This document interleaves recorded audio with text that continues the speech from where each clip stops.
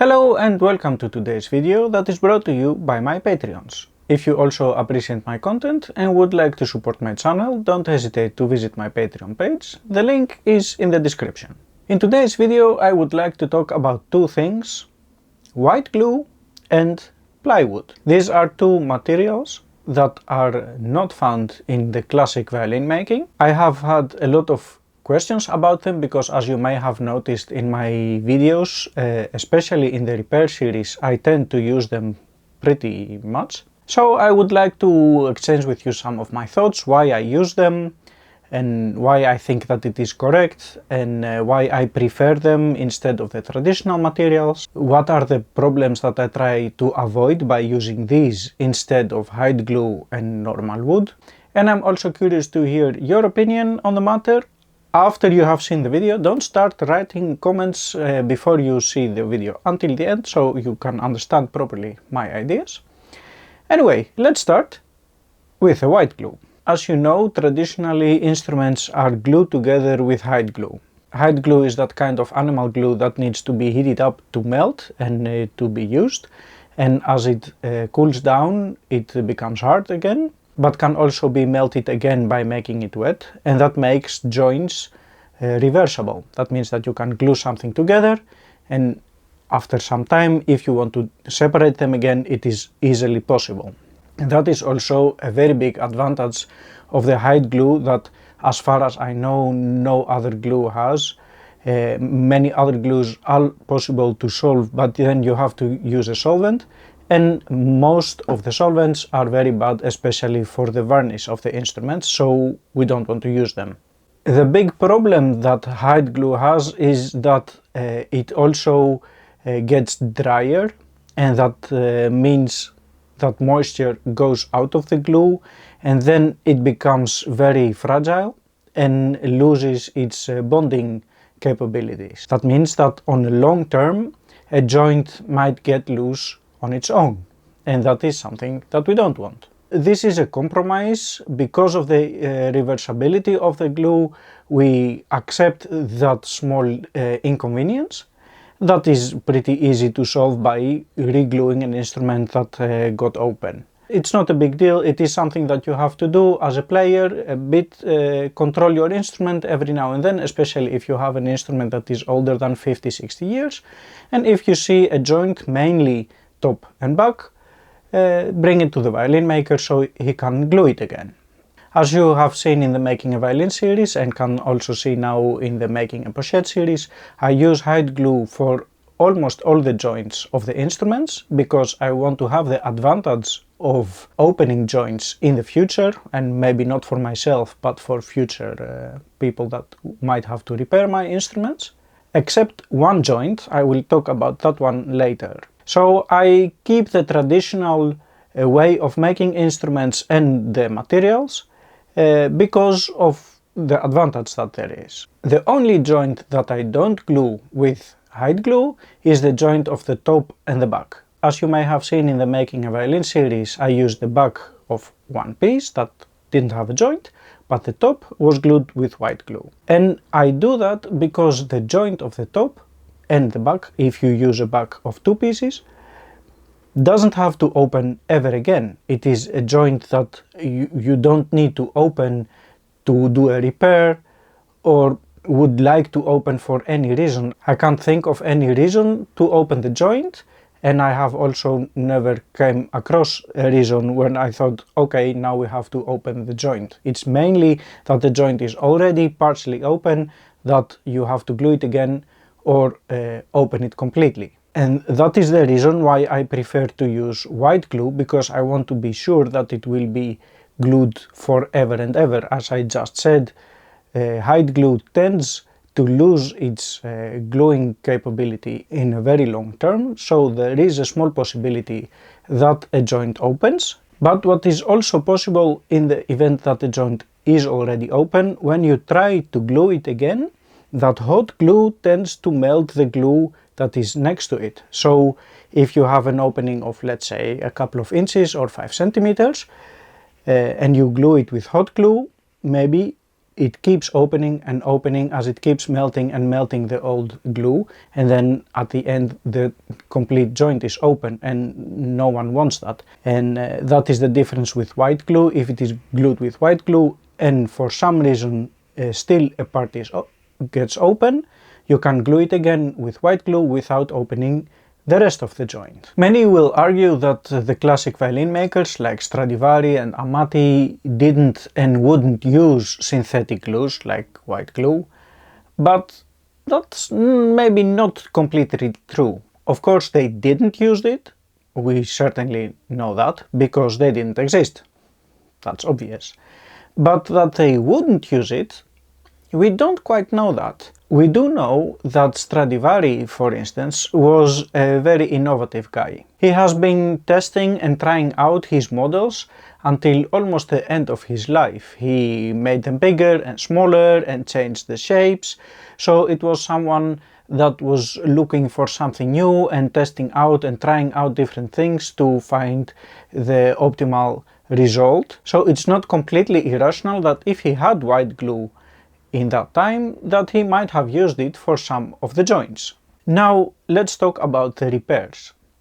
The joints in the repairs are kind of a different story. Of course, I'm not referring to joints that have been opened, like the edges or maybe a lining that is not fixed anymore, or the neck, or these things. I am talking about mostly damages like cracks. These are also joints that there is no reason to open again in the future, at least if you have done your work correctly. I have seen old joints that are not completely level and then I open them again and re-glue them, but if you glue a crack correctly and it is level, then I don't see any reason why you should open it again in 10 or 20 or 100 years later. And that's why in this case I would prefer white glue. The main disadvantage of white glue is that it gets dry and then it loses its bonding capability, and that means that cracks tend to get open after a lot of years. And it is something that I have seen a lot, that instruments start buzzing a little bit and all the joints are closed, and then I start looking to the old repairs and finally I find some of the cracks that are open and re-glue them again. But this can be very frustrating for the musician because he cannot use his instrument for some time, and that is also something that happens at any moment, also 10 minutes before a concert. And it is also very frustrating for myself because it is not always very easy to find which crack makes the buzz. I remember one occasion where I had a cello top which had a lot of repairs and a lot of patches at the inner side. I had removed it from the cello and I spent a couple of weeks looking to all of the patches and cracks until I could find the one that was buzzing. And that was not very nice for the player because he had to miss his cello for several weeks, but also for me because it took me a lot of time. I had to glue things that I thought that might be open and knock again after and still hear the buzz and again and again and again for weeks. And that's why you see often in the repair series that I use white glue. I don't do it always, because I know that people don't really like to see it, so for me it is a little bit of a balance between doing what I think that is correct and knowing that people might leave negative comments in the comment section, or that start saying that I don't do my work in the proper way, and I don't want that.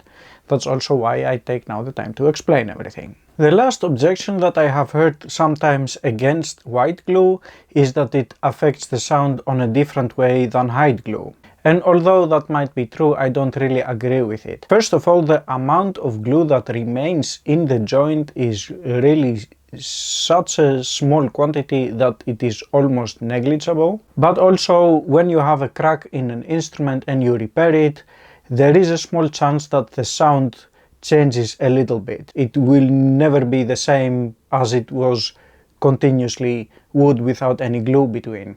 With white glue it would go one direction, and with white glue it would go another direction. There will be some change, there might be some change in any case. As far as I know, white glue is a little bit more elastic than white glue. The only problem is that it is close to impossible to try that out, as it is not easy to glue the same crack 2 times.